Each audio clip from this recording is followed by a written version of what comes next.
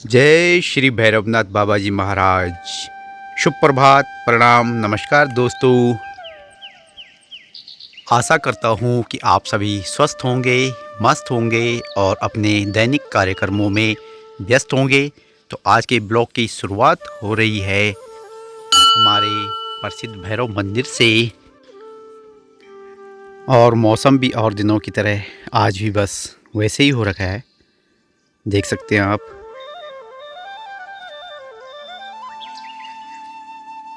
सुबह से मौसम ऐसे ही रह रहा है।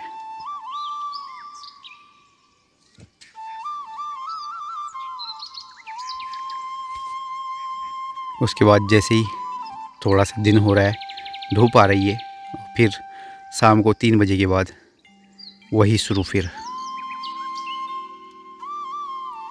बारिश। अखरोट के पेड़ पे अभी भी काफ़ी अखरोट रह गए हैं, लगभग 1 कट्टे के बराबर तो होंगे ही होंगे। बारिश हो रही है तो इस पर जा नहीं पा रहे हैं, काफ़ी ऊपर हो गया, काफ़ी बड़ा हो गया पेड़, लेकिन इसकी व्यवस्था भी की जाएगी। दादाजी बोल रहे थे कि इसको भी तोड़ा जाएगा।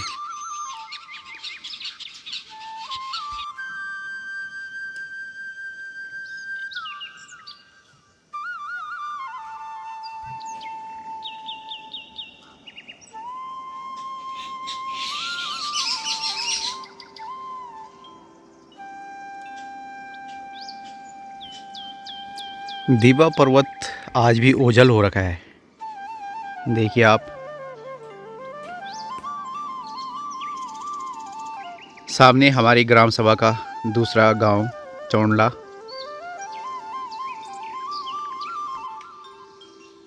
श्री भैरवनाथ बाबा जी का जो यहाँ पर मंदिर है बड़ा ही खूबसूरत है। 1986-87 में इसकी स्थापना यहाँ पर विधिवत रूप से की गई थी।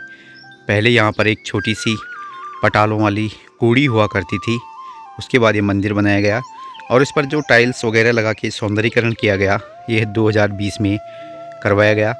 लेकिन इसके ऊपर एक बहुत ही बड़ा पेड़ है, देख सकते हैं आप कि ये बहुत ही बड़ा खड़ीक का पेड़ इसके ऊपर है, जिसके कारण क्या होता है कि इसके ऊपर एक तो लगातार इसके टहनियाँ गिरती रहती हैं और साथ ही आजकल जैसे बरसात का सीज़न है तो लगातार पानी की बूंदें टपकती रहती है और उसी कारण देखिए इसके ऊपर शैवाल और घास जम गई है। देखिए आप कितनी बड़ी बड़ी घास इसके छत पर जम गई है।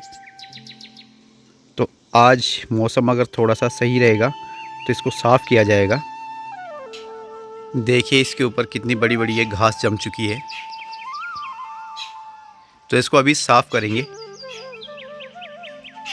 काफ़ी पुराना ये मंदिर हो गया है, लगभग 40 साल इसको बने हुए होने वाले हैं। तो देखिए इसकी छत भी जगह जगह से टूट रही है। हमारे गांव के जो भी लोग हैं वो देख सकते हैं, एरोली मल्ली, एरोली तल्ली, दलमोटा, अनपुर के। तो ये देखिए इसकी छत भी जगह जगह से टूट रही है, ये टाइल से भी देखिए चटकने लग गई हैं। तो लगता है कि इस मंदिर का नवनिर्माण भी एक बार फिर से पुनर्निर्माण करवाना पड़ेगा। पूरी छत इसकी देखिए आप, देखिए इस तरफ से देखिए टाइल से भी हट गई है ऊपर से, और ये देखिए चारों तरफ से ऐसे ही हो रखा है ये, देखिए आप। तो भैरव बाबा जी का जो झंडा है वो भी नीचे खिसक गया है, तो आज इसको भी सही करूँगा और इसकी छत की भी सफाई करूँगा। आज की दिनचर्या यहीं से शुरू होगी। जय श्री बाबा भैरवनाथ।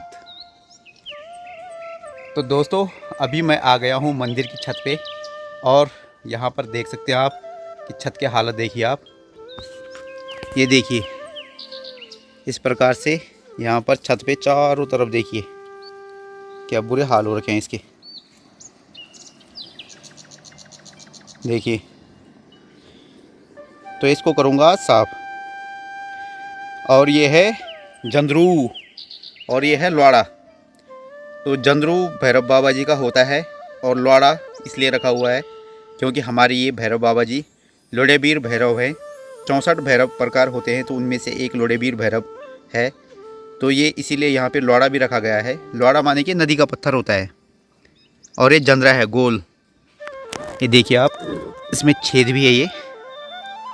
तो ये अभी यहाँ पे रखा हुआ है मंदिर के ऊपर। और साथ ही एक बड़ी विचित्र घटना यहाँ पे देखिए, पीपल का पेड़ भी जम गया है यहाँ पे।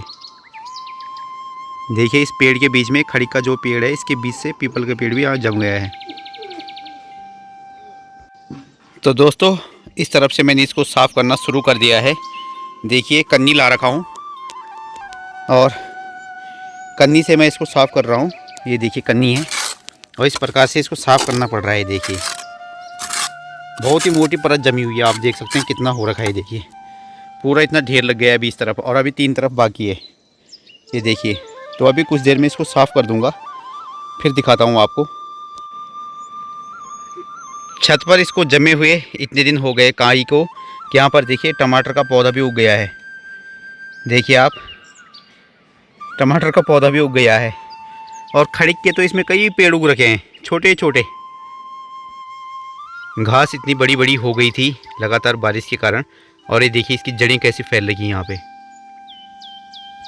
उखाड़ने में भी मुश्किल हो रही है, तो लगा हुआ हूँ अभी इस काम को करने में। तो दोस्तों काफ़ी देर की मेहनत के बाद झंडा भी मैंने सही कर दिया है, ऊपर तक टांग दिया है इसको। जिसका यहाँ पर कलश है, कलश से बांध के इसको टाइट से मजबूत भी कर दिया है। और उसके बाद मैंने नीचे देखिए पूरे छत की भी सफाई कर दी है। देख सकते हैं आप, छत पे जितनी भी काई थी वो सब साफ़ कर दी है चारों तरफ से।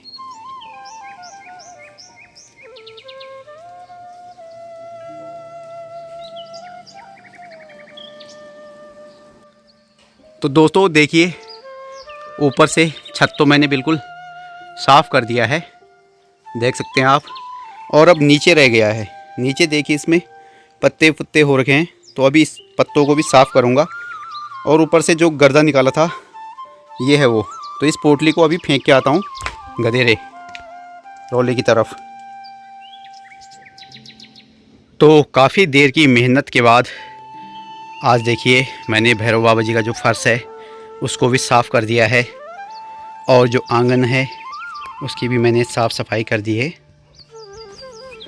उसकी भी देखिए मैंने पूरी साफ़ सफाई कर दी है। इस तरफ से भी देखिए पूरा आज मैंने साफ़ कर दिया इधर। तो आज सुबह का जो क्रियाकलाप था वो इसी प्रकार भी था। तो हे भैरवनाथ बाबा महाराज, अपना शुभ आशीर्वाद सभी प्राणियों पर हमेशा बनाए रखना। और देखिए दोस्तों मंदिर की हालत ऐसी हो गई, पेड़ के कारण जब हवा चलती है पेड़ हिलता है, तो देखिए पूरी दरारें आ गई इसके फर्श में। ये आप देख सकते हैं, इस तरफ को भी ये देखिए फर्श में दरारें आ गई हैं। तो ये भी जल्द से जल्द मरम्मत का काम मांग रहा है। ये देखिए यहाँ मंदिर के अंदर इसकी जड़ें घुस गई है, टाइल से भी उखड़ गई है यहाँ से।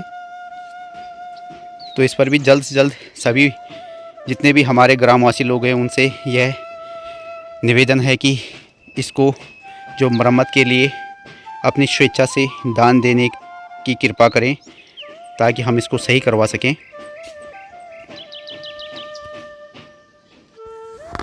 हल्की हल्की बारिश का मौसम था दोस्तों, तो साफ़ सफाई करने के बाद बारिश आने लग गई थी। फिर मैं भी कुछ कार्यों में, अपने जो निजी कार्य होते हैं उनमें व्यस्त हो गया था, और इस प्रकार से आज मैंने मंदिर की साफ़ सफाई की। तो यह ब्लॉग इतना ही बन पाया। यदि आपको यह कार्य अच्छा लगा हो तो कृपया वीडियो को लाइक करें, ज़्यादा से ज़्यादा लोगों तक शेयर करें, और कमेंट में जय भैरवनाथ ज़रूर लिखें। फिर मिलूँगा एक नई वीडियो में, तब तक के लिए नमस्कार। देखते रहिए विष्णुराज ब्लॉग्स।